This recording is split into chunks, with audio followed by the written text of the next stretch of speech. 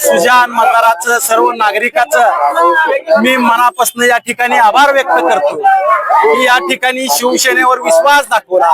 सर्वसामान्य कुटुंबातून आलेला रमेश बारसकर याच्यावर या मोहोळ शहरातल्या जनतेने विश्वास दाखवला आणि नगराध्यक्षाचा उमेदवार या ठिकाणी धनुष्यबाणाचा विजय केला। त्याबद्दल या मोहोळ शहरातल्या सर्व नागरिकांचं मनापासून या ठिकाणी आभार व्यक्त करतो आणि जे जे आम्ही शब्द या ठिकाणी या नगरपालिकेच्या निवडणुकीच्या माध्यमातून दिलेले आहेत ते आम्ही या ठिकाणी पूर्ण करण्याचा 100% प्रयत्न करू।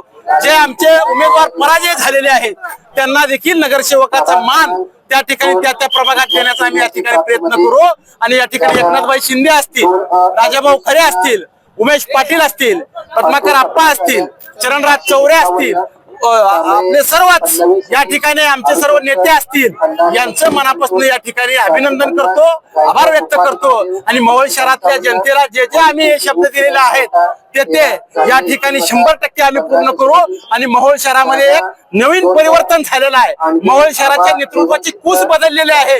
मोहोळ शहराचं नेतृत्व या ठिकाणी या मोहोळ शहरातल्या जनतेनं स्वीकारलेलं आहे। त्याबद्दल मोहोळ शहराच्या जनतेचं मनापासून या ठिकाणी आभार व्यक्त करतो।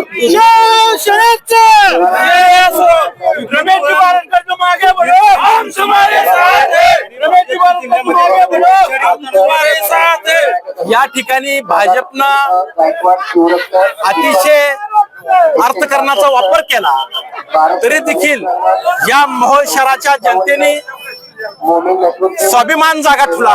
ही मोहोळ शहराची जनता ही इंग्रजाबरोबर लढलेली आहे। इंग्रजांच्या गोळ्या छातीवर झेललेल्या आहेत आमच्या पूर्वजांना। त्यामुळे कितीही दडपशाही केली, कितीही दादागिरी केली तर या मोहोळ शहरातली जनता स्वाभिमानी आहे। त्याच पद्धतीने या सोलापूर जिल्ह्यातील देखील जनता स्वाभिमानी आहे। या सोलापूरला पहिल्यांदा एक दिवस स्वतंत्र मिळवून देण्याचं काम इथल्या सोलापूर जिल्ह्यातल्या हुतात्म्याने केलं। त्याच पद्धतीने सोलापूर जिल्ह्यातली देखील जनता ही स्वाभिमानी आहे। कुणाच्या दादागिरीला, कुणाच्या भूलथापीला बळी न पडता या ठिकाणी धनुष्यबाणाला या ठिकाणी सहकार्य मिळालेलं आहे। त्याबद्दल सर्वांचा आभार व्यक्त करतो। एकंदरीत 8 जागा धनुष्यबाणाच्या आल्या आणि 8+1 9 नगराध्यक्ष 9वा अशा प्रकारे सत्ता ही धनुष्यबाणाची आलेली आहे। त्याबद्दल आम्हाला मनापासून या ठिकाणी समाधान।